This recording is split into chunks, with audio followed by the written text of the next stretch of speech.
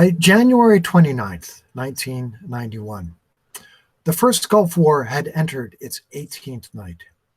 6 months earlier, Iraq had seized neighboring Kuwait. Now, U.S.-led forces were bombing Iraq relentlessly from the air to end the occupation. In response, on the evening of the 29th, Iraq's army invaded Saudi Arabia in an attempt to seize the oil field at Al-Khafji. American, Saudi, and Kuwaiti forces raced across the desert to fend off the incursion. 11 U.S. Marines were killed that night in 2 separate incidents of friendly fire. In the first, an anti-tank vehicle fired a tow missile at a Marine light armored vehicle, killing its 4-man crew.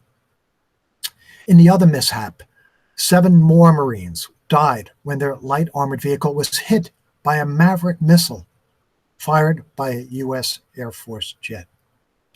The 11 Marines' hometowns spanned the nation, from Hawaii to New York City, from Wisconsin down to Texas.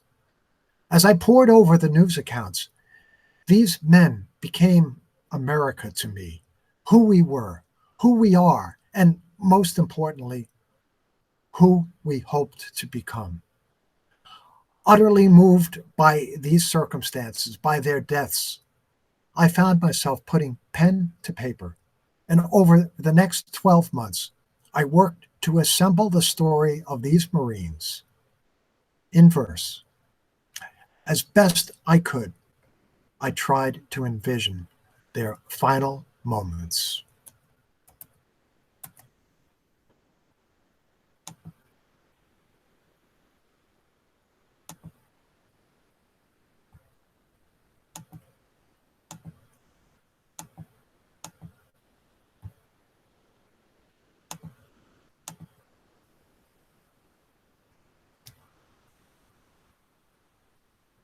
Through the night.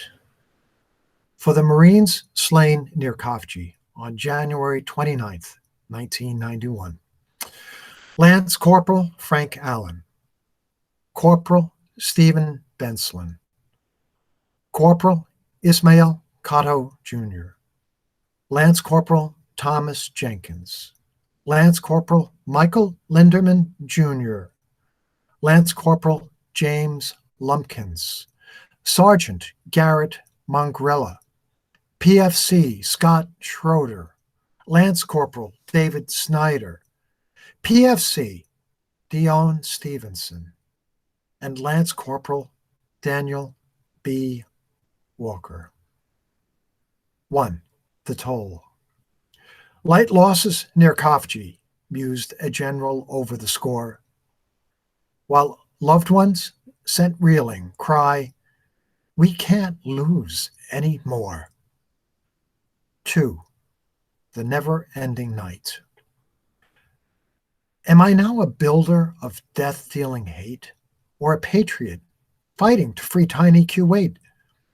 Can't help but wonder as high-tech stands poised, ready to obliterate Iraq's and our boys. So we stalked the enemy across a cold dune, but see only each other in the vehicle's loom. Chills climb my spine. Get through the night. We're moving, too late to ask what is right. I clutch at my rifle, grab for my heart, strain to find answers there in the dark. As our hearse keeps moving on toward the foe, long for trips, gaudy strips, when life seemed low. 3. What if? What? Yeah, Sarge. Right. I swallow. Ready to roll. When the doors swing, we rock and we roll. My thoughts race to flee the grim truth. The skies, God's umbrella, rain death neath his blue. Attempt a deep breath. Whisper semper fi, but can't shake the dread that I'll die. Dear Jesus, a pause. Is heaven a place? Or do I just disappear from this bittersweet race?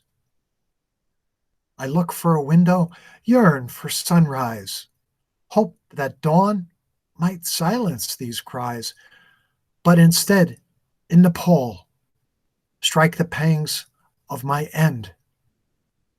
And I tremble. Do the strains mean I'm already dead? 4. Heart-seeking missile. Not checking, nor seeking our flag or ID, a star-spangled maverick speeds to answer my plea. Through the firmament the smart bomb flies, till the heat-seeking hellion speeds, till the heat-seeking hellion looks on love-seeking guys. Drawn to hearts full of longing and lives barely lived, it strikes us with fury, takes all we could give. Worlds within worlds now, never, no more. All that we were lies crushed on the floor. T-shirts, cologne, our last calls, goodbye, all become relics as dreams go awry. 5. Forever. To those who still love us and those still to come, we don't know why death called as we followed the drums, but we followed our flag to far-off Kuwait, where liberty's smothered by greed and by hate. Still, we followed the banner and raced toward our fate. A Place in the Stars by St. Peter's Gate. Slain Marines and Iraqis, no enemy in sight. We now share the one road and push on through the night.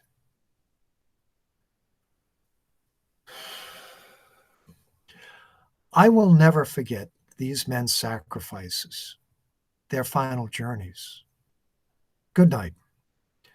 And may God continue to bless you, yours, and the United States of America.